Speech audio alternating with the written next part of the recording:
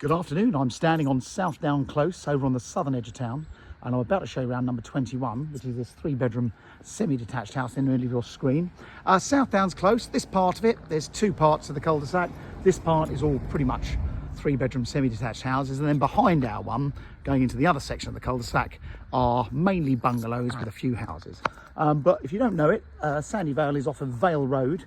Next door you've got the Ashton Ground Community Centre just on the corner there, and it's church. It's a nice little environment, and if you're walking, I mean, there's not much in it. To walk to the town, you either go down to the bottom road and turn left up Vale Road, or turn right and go round Sheppey's if you wanted to walk to town. But actually, if you walk up this part of the cul-de-sac, literally at the end on the right, there's a little alleyway that cuts into Vale Road. So it's a tiny shortcut, not much to it.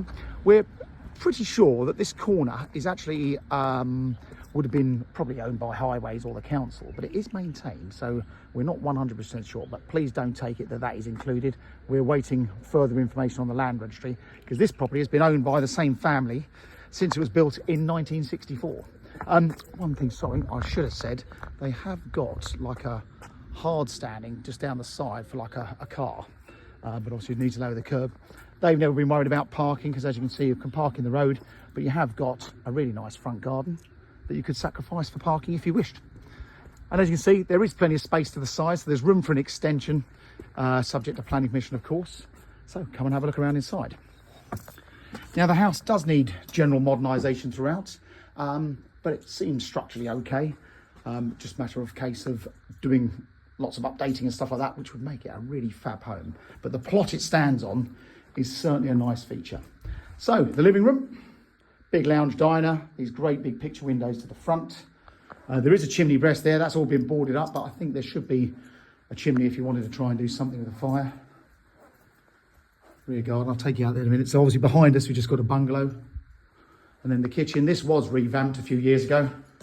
Nice little white kitchen. The appliances are freestanding. I'm sure if someone wanted to buy them, they could. This would have been the old original pantry, which would have gone down to the floor. And I think you'll find the other side of that is what was a doorway into the entrance hall. While we're here, have a quick look at the garden.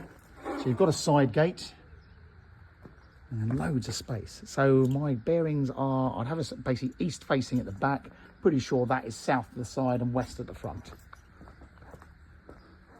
You can see there's a base here. This was used as another car hard standing because you've got those gates there. But if you really wanted to put a garage in here, you probably could, if you wanted to, or build a garden pod. A lot of people are doing that these days. So nice garden, all fully enclosed. And then upstairs, we've got the classic 2 doubles and 1 single size bedroom. Let's show you around it. Now this side of town, very popular with people obviously working in town. If you want to walk to the station, according to Google Maps, it's just over a mile and a quarter. The town centre's a lot closer, and schools, you've got several primary schools within walking distance here. Obviously the side window, looking back over the cul-de-sac. A loo, the boiler's in here. That doesn't look very old. I think that's been replaced in certainly recent years. There is a window behind that door, and you've got the separate bathroom. And then bedrooms wise, you've got the back room, nice size double.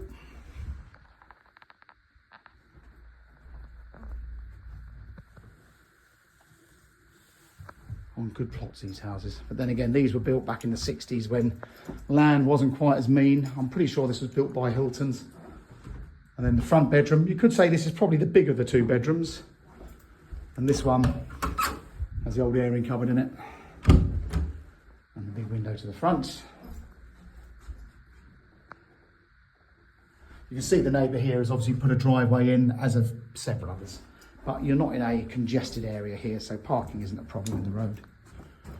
And then the 3rd bedroom, a nice big generous single.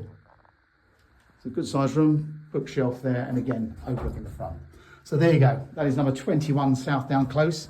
We're selling it on behalf of the executors. There's no chain, and it's ready to be sold. So if you're keen to move fast, we're certainly keen to sell it fast. Do get in touch with Mansell McTaggart in Haywards Heath. Any questions, or if you'd like to come and have a look. Thanks very much for watching.